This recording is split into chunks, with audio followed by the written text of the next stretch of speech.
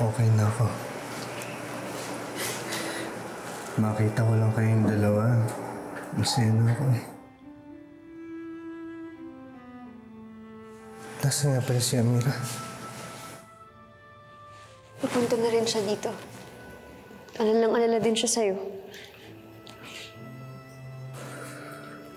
Subhanallah. Bakit ba kayo nag-aalala? Tingnan niyo naman ako. Hindi naman ako pinabayaan ng Allah. Alhamdulillah.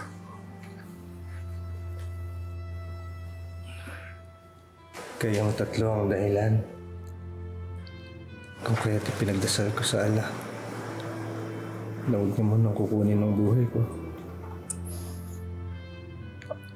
Alhamdulillah. At pinagbigyan niya ako. Alhamdulillah. At ligtas ka nga. Ya Allah, salamat. Maraming salamat.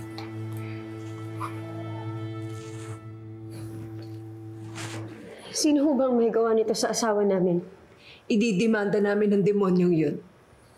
Huwag na ho kayong mag-alala dahil pinaaresto na namin siya. At pinakasuhan na rin. Pero Ismael, may kaso ka pa rin. Umamin ka raw na ikaw ang pumatay kay Vince. Kaya kailangan kong panagutan yun. Ano? Eh, hindi naman si Ismael ang pumatay kay Vince eh. Dayan. Huwag ka muna magsalita.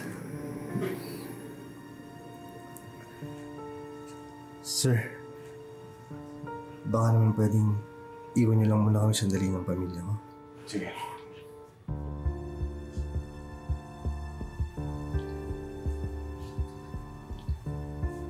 Ismael, ano bang kalokohan to? Bakit mo inaako yung kasalanang hindi mo naman ginawa? Eh, ano pang dapat kong gawin? Ituro ko at ipahama ko yung kaibigan ko? Ano ipapahamak mo yung sarili mo? Para sa kaibigan mo?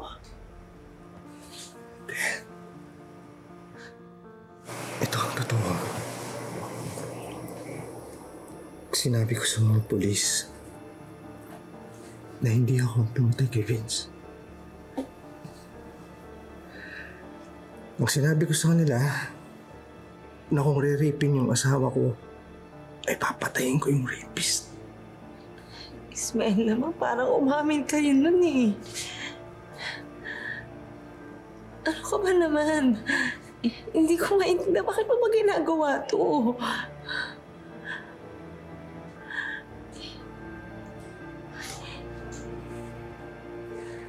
Para?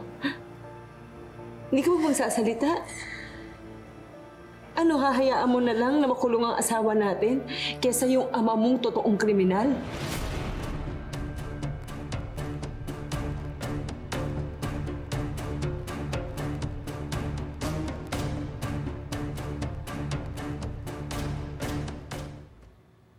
Ano, parang sumagot ka? Hahayaan mo makulong si Ismael? Ayan. Maaari bang huwag mong pag-initan si Farah? Bakit ba hindi mo nalang tanggapin na ito ang kalooban ng Allah? Itong nagaganap ngayon. Ito ang kadar ko. Ang takda ng Allah. Pero wala kang kasalanan. Wala kang kasalanan eh. Si Abdul Malik yung dapat managot dito. Kaya ano bang dapat kong gawin? Iligtas ko yung sarili ko tapos ilalaglag ko yung kaibigan ko. At ano? Anong gusto mong mangyari? Ililigtas mo yung kaibigan mo? O sinalaglag mo yung sarili mo?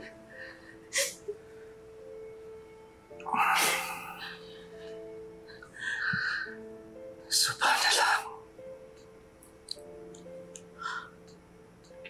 Dan, alam mo naman talagang guilty ako, di ba? Alam na ng mga pulis ang katotohanan. Hayaan mo na lang ako na harapin ko yung kaso. Bakit mo ba ito ginagawa? Ayaw mo masaktan si Farah. Ayaw mo mawalan siya ng ama. Mas mahalaga ba siya kaysa sa amin ni Amira? Dayan, huwag mo nang idamay si Farah dito. Wala siyang kasalanan. Dayan, maaari bang huwag mo na awayin si Ismael? Kagagaling lang niya sa torture, tapos totorturin mo rin. Sigurado akong nahihirapan din siya sa desisyon niya. Nalaya ko. Hindi ko ginusto na mag-asa ako. Hindi ko ginusto na makapatay ko ng tao ang abi ko nang dahil sa akin.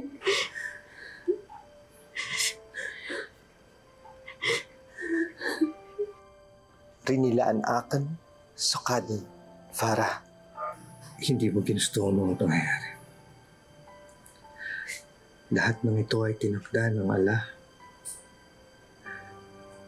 Kaya hayaan na lang muna natin ang kalooban niya.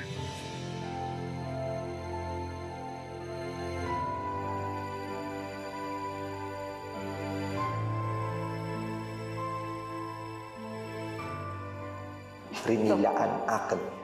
Hindi man kami perpekto. Iba man ang paniniwala namin sa karamihan, pero sinisikap pa rin namin maging mabuting tao at marangal.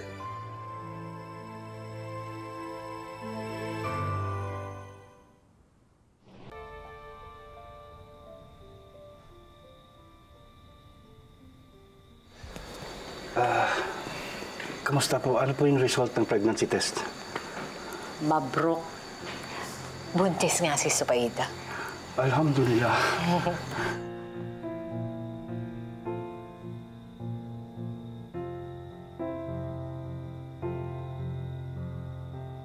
Assalamualaikum.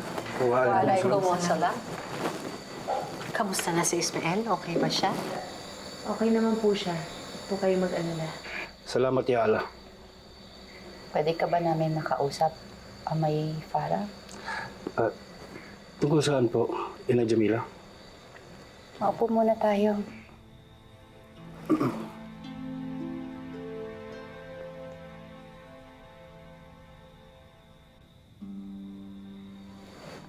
Handa si Ismael na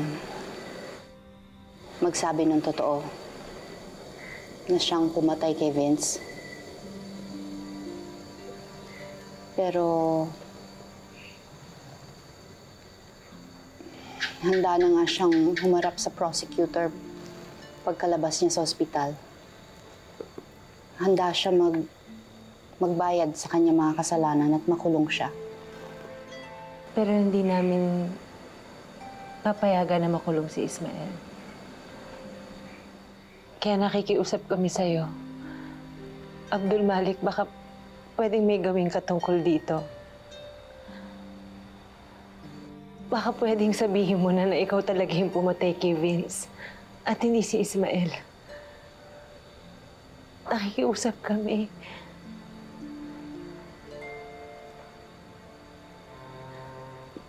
Tulungan niyo po ang kaibigan ninyo.